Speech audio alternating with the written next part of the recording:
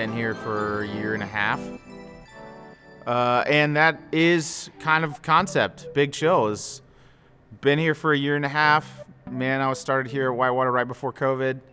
And so since last March has been the craziness of student culture, isolation, loneliness, and Big Chill kind of came out of that thought, that dream of man, how do we keep kids connected? How do we keep students connected? How do we give them community? The team was like, oh, maybe we could, put something somewhere, or maybe we could, and someone just said, maybe we could burn something. And I was like, yeah, students in fire, that's awesome. Let's go there. Hey, I just want to get your thoughts on this text that Alex just showed me from Crossroads.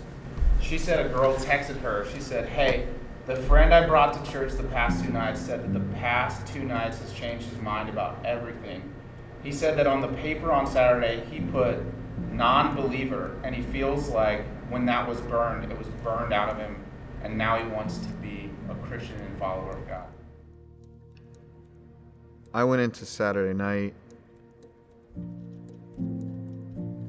with a posture of somebody in this room is the teenage version of me. My world collapsed when I was a teenager. And I didn't have any sort of spiritual foundation to hold me up. And so I went into that night saying, if I could just reach one, so they wouldn't have to go down the path that I went down. You never know how God's gonna work, and it's for Him and in His time and for His glory. And as a communicator, anybody who gets on a platform for the King, like you don't know how He's gonna use you. And then a lot of times you never get to hear if He does. It's empowering to remember that show up. Take every moment that you have and use it to its fullest potential. Because you never know when that moment is that God's going to drop and say, I'm using you right now to change somebody else's life. I think our team did great at setting the stage and the environment and just letting God run at what He wanted to. And we were just there. I mean, like I literally felt like all 4 days we were just watching. I felt we were just watching what God was doing. Student decides not to commit suicide. Student decides to give his life to Christ or her life. Student decides that now's the time she wants to get baptized. All of that, man. I don't know how that isn't. How do we not do it again? How do we not capitalize on that moment or that movement that God is creating?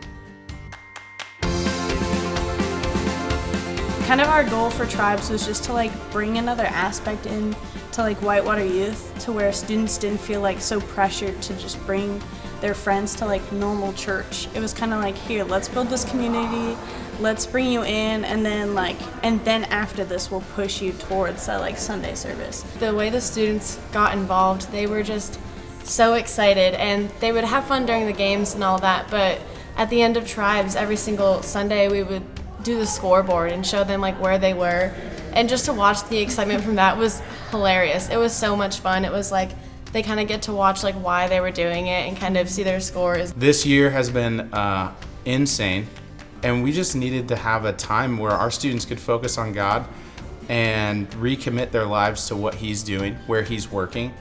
And so we had a ton of students recommit their lives to Christ, their mission, their vision, recommit for our church of God, show us where we want our church to go, which is awesome. We had some students accept Christ for the first time, which is awesome. What a win. And we had some students who were like, hey, I want to do ministry, which is cool. So man, right now we are just walking through life with our students, walking through their call, walk through the messiness, and just try to figure out where God's placing them and where they're moving us. And that is why we are hey, Whitewater Youth is going to change the landscape of our church, our city. And we're just trying to empower our students and encourage them to go run after the things that God has put on their heart. So.